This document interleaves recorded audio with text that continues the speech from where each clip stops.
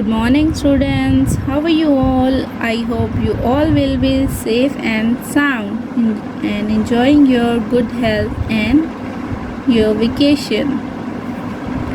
As you know that students, whole world is suffering from coronavirus COVID-19, including our country Pakistan. So, due to COVID-19, all the schools are closed, but Rock Hill Academy started online classes to their students, so you may continue your educational activities. So we are very thankful to the Rock Hill Academy to providing us such a great platform to continue our studies. Here is your IT teacher Sania. I will teach you IT subject. So keep your book, notebook, pencil, razor, ruler, sharpener with you. I hope you all are having the same IT book. Computer Viz 5 3rd edition, Samina M. Haider Mota.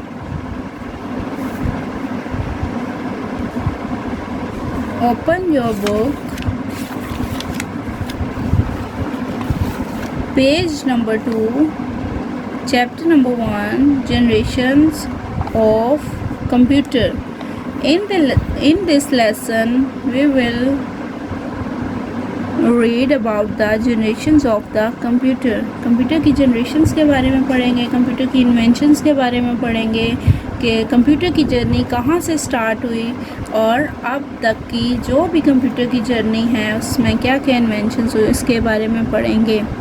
वैसे इस unit में हम 5 generations of computers पढ़ेंगे कि first generation में कौन सा computer invent हुआ, सेकंड में कौन सा हुआ, थर्ड में कौन सा हुआ और फिफ्थ में कौन सा हुआ. 1 बाय 1 मैं आपके साथ डिटेल में डिस्कस करूँगी. Clear students? But reading start करने से पहले जैसे कि आप बाकी सब्जेक्ट्स में भी पढ़ते हैं न्यू वर्ड्स, इसी तरह हम कंप्यूटर में भी न्यू वर्ड्स पढ़ेंगे. मैं आपके साथ उनको डिस्कस करूँगी. कंप्यूटर लैंग्वेज में हम उन्हें न्यू टर्मिनोलॉजीज़ कहते हैं. Clear students? केयरफुली सुनिएगा. हमारी 10 टर्मिनोलॉजीज़ जो हैं उनमें से first one is electronic. Electronic को देख के क्या वर्ड आता है माइंड में स्टूडेंट्स? इलेक्ट्रॉनिक मशीन आता है ना वर्ड माइंड में. हम कंप्यूटर की डेफिनेशन जो पढ़ते हैं तो वो स्टार्ट ही इलेक्ट्रॉनिक मशीन से होती है. पढ़ते हैं ना computer is an electronic machine को. इसको देखते हुए आपके माइंड में फ़ौरन से इलेक्ट्रॉनिक मशीन आ गया होगा. ELECTRONIC electronic. इलेक्ट्रॉनिक डिवाइसेस जो होती हैं वो किस चीज़ से बनी होती हैं?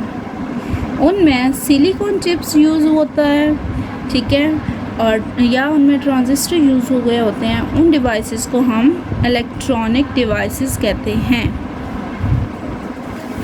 हमारी second terminology vacuum tube. VACWM vacuum TUBE tube. Second terminology हमारी वैक्यूम ट्यूब है. वैक्यूम अगर सिंपल वर्ड की बात करें तो vacuum means space without any air, without any gas, just like a empty. But जहाँ पे हम वैक्यूम ट्यूब की बात करें तो vacuum tube computers first generation में इन्वेंट हुए थे. ये फर्स्ट जनरेशन के साथ रिलेट करते हैं और ये मार्क 1 में यूज़ हुए थे. मार्क 1 कंप्यूटर या एनालॉग कंप्यूटर जो हैं वो साइज़ में बहुत बड़े थे. इतने बड़े कि उनको एक रूम जितनी प्लेस रिक्वायर्ड होती थी रखने के लिए.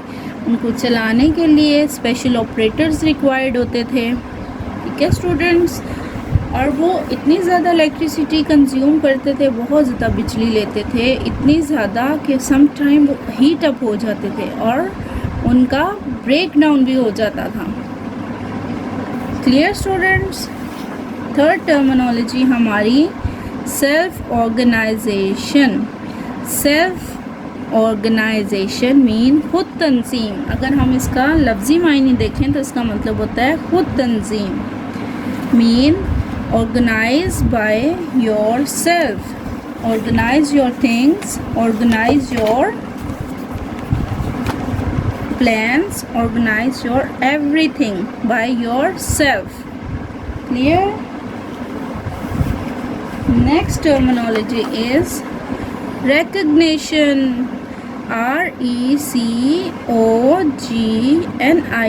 RECOGNITION, recognition. रिकग्निशन का मतलब होता है पहचान या शनाख्त। किसी चीज़ को या किसी पर्सन को आप पहले से जानते होते हैं, पहचानते होते हैं, फिर वो कुछ टाइम के लिए नज़र ना आए, गायब हो जाए, तो अगर आप उसे कुछ टाइम के बाद मिलें तो आप उसे फ़ौरन से रिकग्नाइज़ कर लेते हैं, क्योंकि आपने उसे पहले से देखा हुआ होता है, पहले से आप उसे पहचानते होते हैं। वो कोई पर्सन भी हो सकता है और वो कोई थिंग भी हो सकती है। इसको हम रिकग्निशन कहते हैं। नेक्स्ट टर्मिनोलॉजी हमारी एक्यूरेट। नेक्स्ट टर्मिनोलॉजी हमारी एक्यूरेट, ACCURATE, एक्यूरेट। एक्यूरेट का मतलब होता है कि कोई भी चीज़, कोई भी काम जिसमें गलती की गुंजाइश ना हो, जिसमें कोई भी गलती ना हो, बिल्कुल परफेक्ट हो। Means without any mistake. कोई भी काम आपका जिसमें कोई गलती ना हो।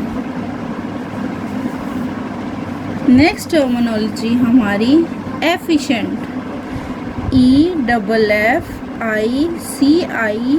EFFICIENT, efficient. एफिशिएंट का मतलब बासलाहियत। कोई भी काम या कोई भी पर्सन जो है किसी काम को, किसी चीज़ को अगर एफिशिएंटली करता है तो उसमें उसको कामयाबी यकीनी मिलती है, क्योंकि जिसमें कोई गलती ना हो, परफेक्टली काम किया हो, तो उसमें सक्सेसफुल तो उसने होना ही है अपने काम में। ठीक है, एफिशिएंट का मतलब होता है विद परफेक्शन। नेक्स्ट टर्मिनोलॉजी हमारी transistor, TRANSISTOR, transistor. Next terminology हमारी ट्रांजिस्टर है। ट्रांजिस्टर क्या होते हैं? ये साइज़ में बहुत ही स्टूडेंट स्मॉल सा साइज़ में होता है, बट इसका काम बहुत बड़ा होता है। ठीक है, इसका काम जो है बेसिकली तो काम इसका होता है कि इलेक्ट्रिक करंट के फ़्लो को कंप्यूटर में कंट्रोल करना होता है, कि जितना भी करंट या जितनी भी इलेक्ट्रिसिटी कंप्यूटर को रिक्वायर्ड होती है, ये उसको उसके मुताबिक प्रोवाइड करता है और बाकी को कंट्रोल करता है। कंप्यूटर को एफिशिएंटली काम करने में, रिलायबल बनाने में ट्रांजिस्टर्स का बहुत ही इम्पोर्टेंट रोल होता है। नेक्स्ट टर्मिनोलॉजी हमारी micro processor, MICRO, micro, PROCESSOR, micro processor. Micro processor का सेकंड नेम CPU भी होता है। CPU आपके माइंड में आए तो आपके माइंड में क्या आ गया? Brain of computer. फ़ौरन से क्लिक किया ना माइंड ने कि CPU को तो हम ब्रेन ऑफ कंप्यूटर भी कहते हैं, तो माइक्रो प्रोसेसर का सेकंड नेम CPU होता है। ठीक है, CPU के बगैर कंप्यूटर एफिशिएंटली वर्क नहीं कर सकता, क्योंकि CPU जो है वो कंप्यूटर के तमाम पार्ट्स को, तमाम उसकी वर्किंग को एफिशिएंट करता है, उनको रिलायबल बनाता है और उसका जो भी डाटा होता है वो सारा अपनी मेमोरी में सेव करता है, जिस तरह से आप लोग ब्रेन के बगैर काम नहीं कर सकते, अगर आपका दिमाग सही तरीके से काम नहीं कर रहा होगा तो आप पढ़ नहीं सकते हैं, समझ नहीं सकते हैं कि टीचर क्या पढ़ा रही हैं, क्या करवा रही हैं। इसी तरह CPU या माइक्रो प्रोसेसर के बगैर कंप्यूटर कुछ भी नहीं है, एफिशिएंटली काम नहीं कर सकता। Clear students? नेक्स्ट टर्मिनोलॉजी हमारी सेमीकंडक्टर, SEMICONDUCTOR,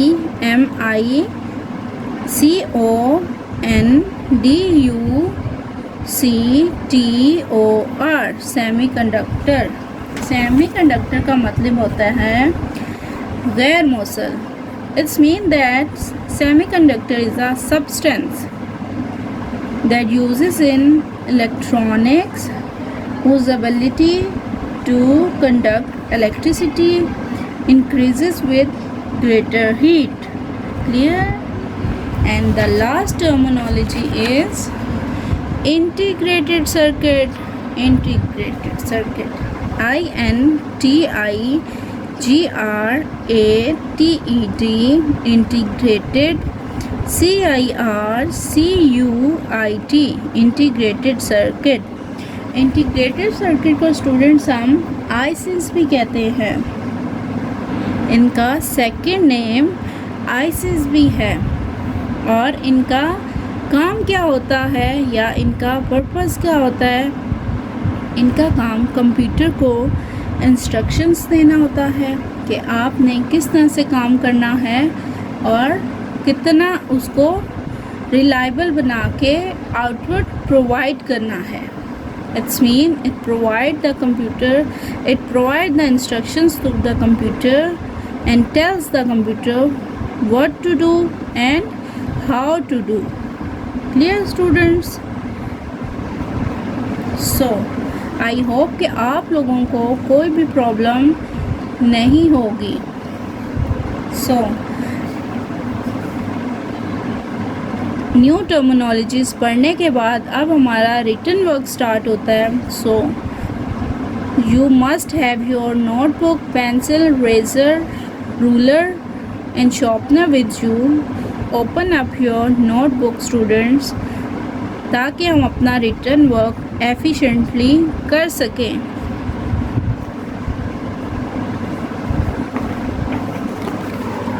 आई होप आप सब ने अपनी नोटबुक ओपन कर ली होंगी। As you can see